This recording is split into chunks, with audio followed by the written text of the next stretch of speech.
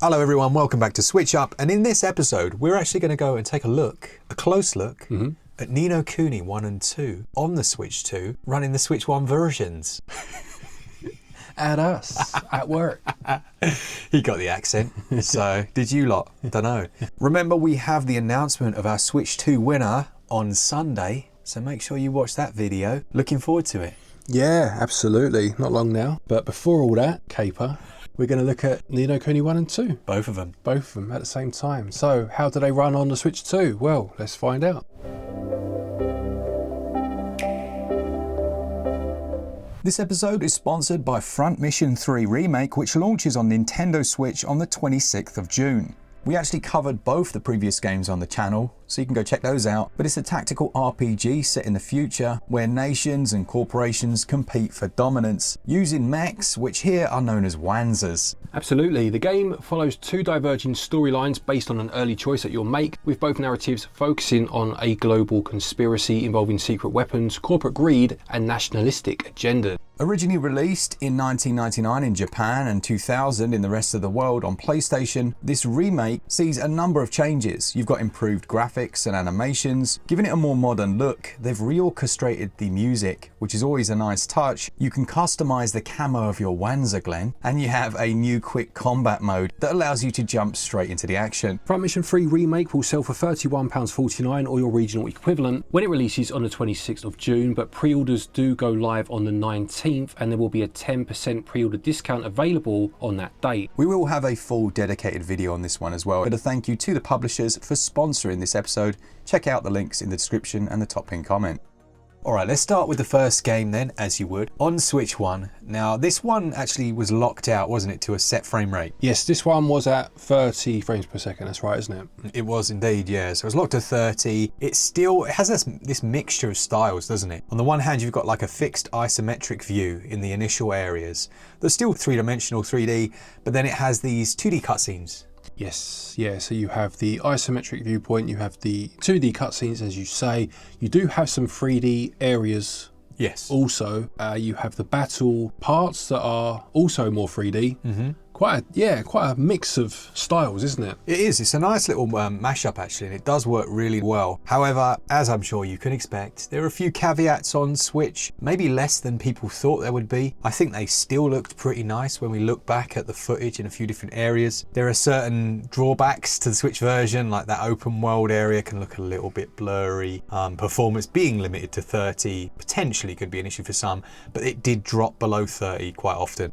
Yes, it did. You're absolutely right. And then moving on to the Switch 2 version, being 30 or 30 being the maximum it can reach, it reaches it quite easily, doesn't it? Yeah, it's got no problems at all. As you can see from the frame rates on your screen, flawless performance. I think the frame time is like 32 milliseconds, which you said is the perfect. Well, that's optimal for 30 frames. Why is that optimal?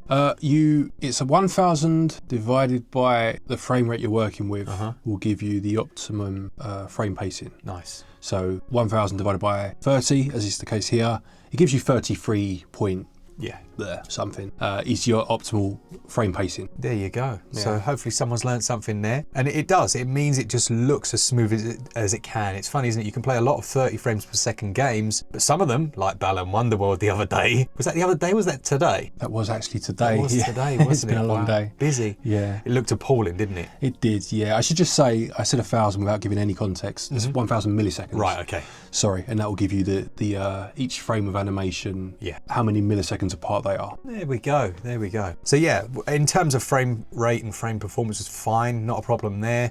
Load times have also been reduced. It's certainly loading quicker across the board, which is great. Visual quality. What do we think about that? The visual quality, I mean, it's a pretty game to begin with, isn't it? You did mention some slight blurring at places. Yeah, a little bit of, a few drops and stuff here. It's funny, isn't it? Because when we play these back, you almost, I don't know, your eyes are almost like, oh, that's what it always looked like. Yeah. And then very often we put these side by side and everyone that's watching this is like, no, there's a huge difference. Yeah, I said this to you the other day, nothing to do with Ni No Kuni, but I was referring more to old like PS2 games. Yeah. Where you play a remaster of one of them and you're your brain tells you that this is what it used to look like, and then Yeah. you play it, and they're so different. Yeah. Obviously, the difference here is nowhere near as big as that, but there is still a case of that where you assume the Switch 1 version always looked as the one you're seeing now on the Switch 2 looks. It's not quite as good, but the difference is relatively minimal still, isn't it? Yeah, I think so. I think it's a case of it looked quite good but ran a bit iffy. Yeah. Now it looks good and runs well. Yeah, that little bit of blurring is still there. I mean, again, there's not been a dedicated patch. Yeah. But that frame rate is now as good as it can be, being 30 frames. Rock solid, you could say. For sure. You should. For sure. I should have done, yeah. That takes us on to Ni No Kuni 2. The gameplay took a very different direction here, didn't it? It did, yes. So this one is action-based. It's an action RPG as opposed to turn-based RPG in the first one.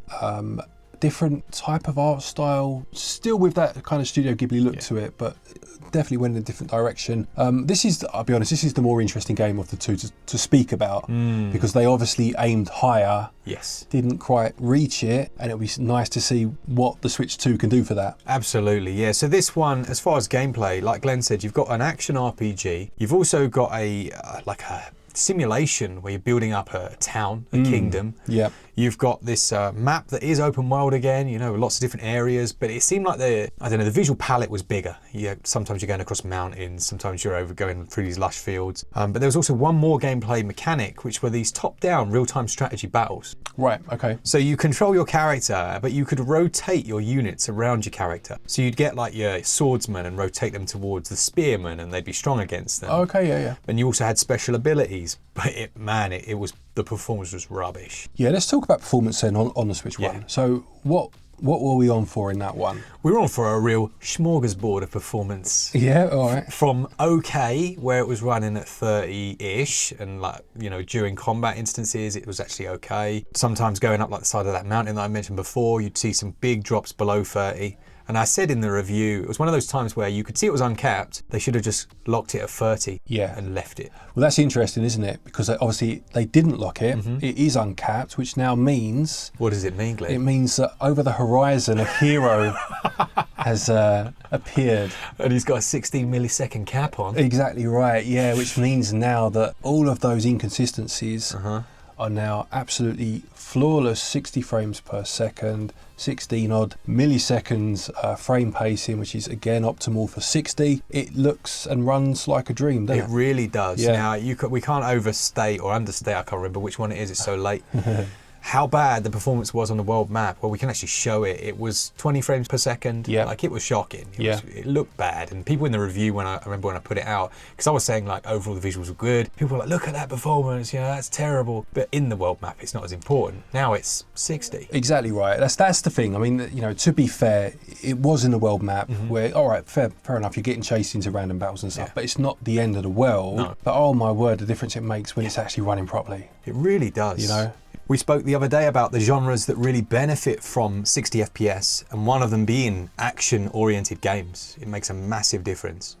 Yeah, and not just the 60, which is, good in and of itself, but that rock solid frame pacing, the two together, it just makes a game that looked great, but now it plays so much better. And it's not that before it affected the game necessarily, but in terms of your enjoyment of it, how smooth it is, it makes a massive difference. So here you've got two different resolutions really. You've got the resolution of combat, and it looks brilliant. Like, you will see some jaggy edges, a little bit of aliasing, but those shadows, everything about it just pops on the screen. And then you've got the overworld map where I think it's fair to say the resolution is dropped to some degree, but like Glenn says, that performance makes up for it. This is going to be one where it's really easy, I think, for you as an audience to go, my goodness, that's a big difference. Absolutely, yeah. The fact they aimed higher in this one than the first game, albeit they didn't achieve it, it does mean that you can see that, the stark difference now that you're playing it on a console that's capable of hitting those heights. Absolutely, yeah. I think this is one of my favourite ones so far because it's made these games feel new again, and they're titles that, they're just great, well worth playing.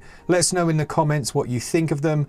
As we said in the middle there, thank you to the sponsor of this episode. Do go check that out. There'll be links in the description and the top pinned comment. And I think that's it, really. Absolutely. There'll be a dedicated video for the game mentioned in the sponsored part next week, so please do look out for that. Thank you to our patrons and our channel members for your continued support, and to each and every one of you for watching our videos. Take care, and until next time, happy gaming.